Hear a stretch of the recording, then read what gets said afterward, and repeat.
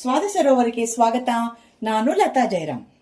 June ತಿಂಗಳು ಬಂತು, ಮಕ್ಕಳಿಗೆಲ್ಲ ಸ್ಕೂಲ್ ಸ್ಟಾರ್ಟ್ ಆಯ್ತು ಅಂದಮೇಲೆ ಅವ್ರಿಗೆಲ್ಲ ಡಬ್ಬಿಗಳಿಗೆ ಏನಾದರೂ ಮಾಡಬೇಕಲ್ಲ.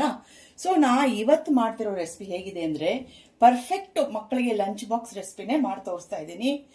ಅದನ್ನ ಮಾಡಿ ಕಳಿಸ್ಬಿಟ್ರೆ ಮಕ್ಕಳಿಗೆ ಪೌಷ್ಟಿಕ ಆಹಾರನೂ ಆಯಿತು ಮತ್ತು ಡಬ್ಬಿನೂ ಬೇಗ ಖಾಲಿ ಮಾಡ್ತಾರೆ. ಶುರು ಮಾಡೋಕ್ಕೆ ಮೊದಲು ನಾನೊಂದು ಪ್ಯಾನ್ ಇಟ್ಕೊಂಡಿದ್ದೀನಿ. ಅದರೊಳಗೆ ಡ್ರೈ ರೋಸ್ಟ್ ಮಾಡ್ಕೊಳ್ಳೋಣ. ಡ್ರೈ ರೋಸ್ಟ್ ಏನೇನು ಮಾಡ್ಕೊಳ್ಳೋದು, 1 ಸ್ಪೂನಷ್ಟು ಕಡಲೆಬೇಳೆ ಎಲ್ಲ ಸಣ್ಣ ಉರಿ ಇಟ್ಕೊಂಡು ರೋಸ್ಟ್ ಮಾಡ್ಕೊಳ್ಳೋಣ. 1 ಸ್ಪೂನಷ್ಟು ಉದ್ದಿನ ಬೇಳೆ, ಇದನ್ನು ಸಿಮ್ಮಲ್ಲಿ ಇಟ್ಕೊಂಡು ರೋಸ್ಟ್ ಮಾಡ್ಕೊಳ್ಳೋಣ. 4 ಸ್ಪೂನಷ್ಟು ಶೇಂಗಾ ಬೀಜ ಅಂದರೆ ಕಡಲೆಕಾಯಿ ಬೀಜ ಹಾಕೋತಾ ಇದ್ದೀನಿ. ಅದ್ರ ಜೊತೆಗೆ 2 ಟೀ ಸ್ಪೂನಷ್ಟು ಧನಿಯಾ ಅಂದರೆ ಕೊತ್ತಂಬರಿ ಬೀಜ, ಇದನ್ನು ಹಾಕೊಂಡು ಹುರಿಯೋಣ.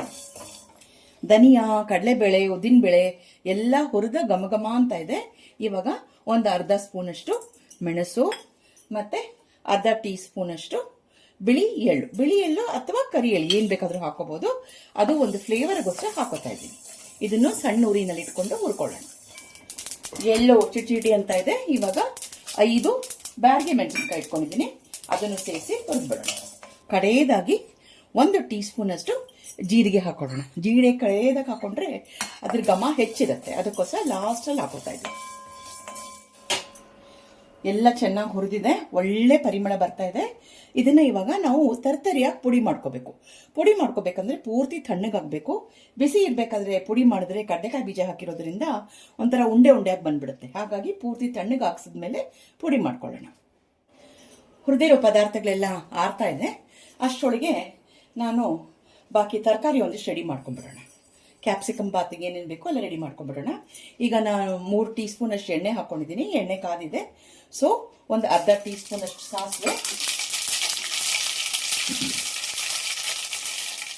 ಅರ್ಧ ಟೀ ಸ್ಪೂನಷ್ಟು ಕಡಲೆಬೇಳೆ, ಅರ್ಧ ಟೀ ಸ್ಪೂನಷ್ಟು ಉದ್ದಿನಬೇಳೆ ಮತ್ತು ಅರ್ಧ ಟೀ ಸ್ಪೂನಷ್ಟು ಜೀರಿಗೆ ತಗೊಂಡಿದ್ದೀನಿ.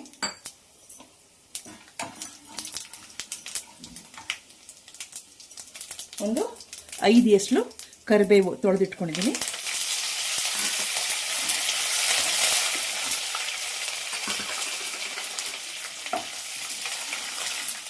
ಮೂರು ಕ್ಯಾಪ್ಸಿಕಮ್ಮು ಸಣ್ಣಕ್ಕೆ ಉದ್ದುದ್ದಕ್ಕೆ ಹೆಚ್ಚಿಟ್ಕೊಂಡಿದ್ದೀನಿ.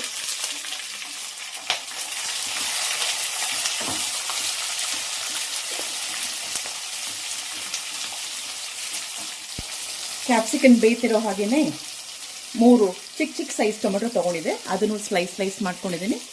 ಅದನ್ನು ಹಾಕ್ಬಿಡೋಣ.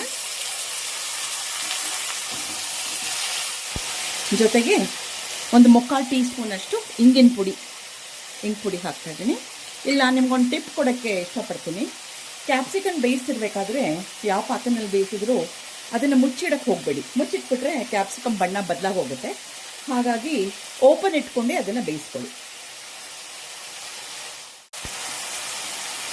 ಒಂದು 200 ಗ್ರಾಮ್ ಅಷ್ಟು ಫ್ರೆಶ್ ಗ್ರೀನ್ ಪೀಸ್ ತೊಗೊಂಡಿದ್ದೀನಿ, ಬೇಯಿಸ್ಕೊಂಡಿದ್ದೀನಿ. ಅದನ್ನು ಮತ್ತೆ ಇದ್ರ ಜೊತೆಗೆ ಹಾಕ್ತೀನಿ. ಈ ಸಮಯದಲ್ಲಿ ಈರುಳ್ಳಿ ಬೆಳ್ಳುಳ್ಳಿ ಇಷ್ಟಪಡೋರು ಅಥವಾ ಜಿಂಜರ್ ಗಾರ್ಲಿಕ್ ಪೇಸ್ಟ್ ಇಷ್ಟಪಡೋರು ಹಾಕೋಬೋದು. ನಾವು ಅದನ್ನು ಏನು ಬಳಸಿಲ್ಲ, ಈರುಳ್ಳಿ ಬೆಳ್ಳುಳ್ಳಿ ಏನು ಬಳಸದೆ ನಾವು ಮಾಡ್ತಾ ಇದ್ದೀವಿ. ಕ್ಯಾಪ್ಸಿಕಮು, ಬಟಾಣಿ, ಟೊಮೆಟೊ ಎಲ್ಲ ಚೆನ್ನಾಗಿ ಬೆಂದಿದೆ. ಮತ್ತದು ಹುರಿದಿಟ್ಕೊಂಡಿದ್ದು ಅದು ಆರಿತ್ತು. ಹಾಗಾಗಿ ನಾನಿವಾಗ ಇದನ್ನು ತರ್ತರಿಯಾಗಿ ಪುಡಿ ಮಾಡ್ಕೊಂಡಿದ್ದೀನಿ. ಇದನ್ನು ಸ್ವಲ್ಪವಾಗಿ ಇದಕ್ಕೆ ಸೇರಿಸ್ಕೊಂಡ್ಬಿಡೋಣ. ನಾನು 3 ಜನಕ್ಕೆ ಆಗೋವಷ್ಟು ಅನ್ನ ಮಾಡಿದ್ದೀನಿ. ಅದಕ್ಕೆ ಎಷ್ಟು ಬೇಕೋ ಪುಡಿ ನೋಡಿಕೊಂಡು ಅಷ್ಟು ಹಾಕ್ಕೊಳ್ಳೋಣ. ಸ್ವಲ್ಪ ಪುಡಿ ಹಾಕೋತಾ ಇದ್ದೀನಿ. ನನಗೆ ಅನಿಸೋ ಮಟ್ಟಿಗೆ ಈ ಮಾಡಿರೋ ಎಲ್ಲ ಪುಡಿನೂ ಬೇಕಾಗತ್ತೆ. ಆವಾಗಲೇ ಒಂದು ಸ್ವಲ್ಪ ಸ್ಟ್ರಾಂಗ್ ಆಗಿರುತ್ತೆ. ಸ್ಟ್ರಾಂಗ್ ಆಗಿದ್ರೆ ಡಬ್ಬಿಗೆ ತೊಗೊಂಡು ಹೋದ್ರೂ ಕೂಡ ಸೆಪ್ಪೆ ಆಗೋದಿಲ್ಲ. ಮಧ್ಯಾಹ್ನದ ತಿನ್ನಕ್ಕೆ ಮಕ್ಕಳಿಗೆ ಫ್ರೆಶ್ ಆಗಿ ಸ್ಟ್ರಾಂಗ್ ಆಗಿರುತ್ತೆ. ಸೊ ಮಾಡಿರೋ ಪುಡಿ ಎಲ್ಲ ಹಾಕೊಂಡ್ಬಿಡ್ತಾ ಇದ್ದೀನಿ. ಇವಾಗ ಇದಕ್ಕೆ ರುಚಿಗೆ ತಕ್ಕಷ್ಟು ಉಪ್ಪು ಕಡಿಮೆ ಆದರೆ ಮತ್ತೆ ಸೇರಿಸ್ಕೊಳ್ಳೋಣ. 3 ಜನಕ್ಕೆ ಅನ್ನಕ್ಕೆ ಆಗೋಷ್ಟು ಉಪ್ಪು ಸೇರಿಸ್ಕೊತಾ ಇದ್ದೀನಿ. ಮತ್ತು ಬಹಳ ಇಂಪಾರ್ಟೆಂಟ್ ಆಗಿ ನಾನು ಯಾವಾಗಲೂ ಸೇರಿಸೋ ಹಾಗೆ ಟೇಸ್ಟ್ ಎನ್ಹಾನ್ಸರು 1 ಟೀ ಸ್ಪೂನಷ್ಟು ಸಕ್ಕರೆ ಸೇರಿಸ್ಕೊತಾ ಇದ್ದೀನಿ. ಜೊತೆಗೆ ಒಂದು ಸ್ವಲ್ಪ ಕೊತ್ತಂಬರಿ ಸೊಪ್ಪು ಉದುರಿಸ್ಕೊತಾ ಇದ್ದೀನಿ. ಉದುರಿಸ್ಕೊಂಡು ಸ್ವಲ್ಪ ಮಿಕ್ಸ್ ಮಾಡಿಬಿಟ್ಟು ಪುಡಿಗೆಲ್ಲ ಹೆಂಗಿದ್ರು ಬೇಳೆಗಳೆಲ್ಲ ಹುರಿದಿರೋದ್ರಿಂದ ಈ ಪುಡಿ ಹಾಕಿದ್ಮೇಲೆ ಜಾಸ್ತಿ ಹುರಿಯೋದು ಬೇಕಾಗಿಲ್ಲ, ಬಟ್ ಚೆನ್ನಾಗಿ ಮಿಕ್ಸ್ ಆಗಲಿ ಅಂತ ಹೇಳಿ ಒಂದು ಸ್ವಲ್ಪ ಮಿಕ್ಸ್ ಮಾಡ್ತಾ ಇದ್ದೀನಿ. ಆಮೇಲೆ ಸ್ವಲ್ಪವಾಗಿ ಅನ್ನ ಸೇರಿಸ್ಕೊಂಬೇಡ. ಈಗ ಅನ್ನ ಉದುರುದ್ರಾಗಿ ಮಾಡಿಟ್ಕೊಳ್ತೀನಿ, ಅದನ್ನು ಸ್ವಲ್ಪವಾಗಿ ಸೇರಿಸ್ಬಿಟ್ಟು ಮಿಕ್ಸ್ ಮಾಡೋಣ.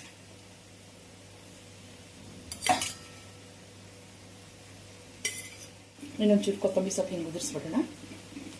ನೋಡೋಕ್ಕೂ ಚೆನ್ನಾಗಿರುತ್ತೆ, ಆರೋಗ್ಯಕ್ಕೂ ಬಹಳ ಒಳ್ಳೆಯದು. ಕೊತ್ತಂಬರಿ ಸೊಪ್ಪು ಚೆನ್ನಾಗಿ ಕ್ಲೀನ್ ಮಾಡಿಟ್ಕೊಂಬಿಡಿ ಅಷ್ಟೇ.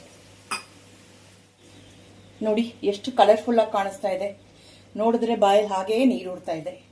ಸೊ ಇದನ್ನ ಡಬ್ಬಿ ಕಳಿಸಿದ್ರೆ ಖಂಡಿತ ಮಕ್ಕಳೆಲ್ಲ ಖಾಲಿ ಮಾಡ್ಕೊಂಡು ತೊಗೊಂಡ್ಬರ್ತಾರೆ. ಇದು ನಮಗೆ ಬೆಳಗ್ಗೆ ತಿಂಡಿಗೆ 3 ಜನಕ್ಕೆ ಮತ್ತು 2 ಡಬ್ಬಿಗೆ ಆಗೋಷ್ಟು ಮಾಡಿದ್ದೀನಿ.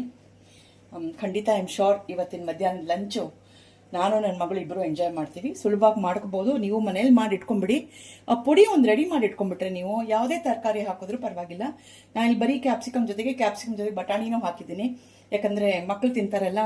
ಸೊ ಅವರಿಗೆ ಆದಷ್ಟು ಪೌಷ್ಟಿಕ ಆಹಾರ ಸೇರಲಿ ಅಂತ ವೆಜಿಟೇಬಲ್ಸ್ ಜಾಸ್ತಿ ಹಾಕಿದಷ್ಟು ಒಳ್ಳೆಯದು. ಮನೇಲಿ ಸುಲಭವಾಗಿ ಮಾಡಿ ಖಂಡಿತ ನಿಮ್ಮೆಲ್ರಿಗೂ ಇಷ್ಟ ಆಗುತ್ತೆ. ಈ ವಿಡಿಯೋ ಇಷ್ಟ ಆಗಿತ್ತಂದರೆ ನಮ್ಮ ಚಾನೆಲ್ ಸ್ವಾದ ಸರೋವರನ್ನು ಲೈಕು, ಶೇರು, ಸಬ್ಸ್ಕ್ರೈಬ್ ಮಾಡಿ ನಮಗೆ ಸಪೋರ್ಟ್ ಮಾಡಿ. ಮುಂದಿನ ವಿಡಿಯೋ ಸಿಗೋಣ. ಅಷ್ಟವರೆಗೂ ನಮಸ್ಕಾರಗಳು.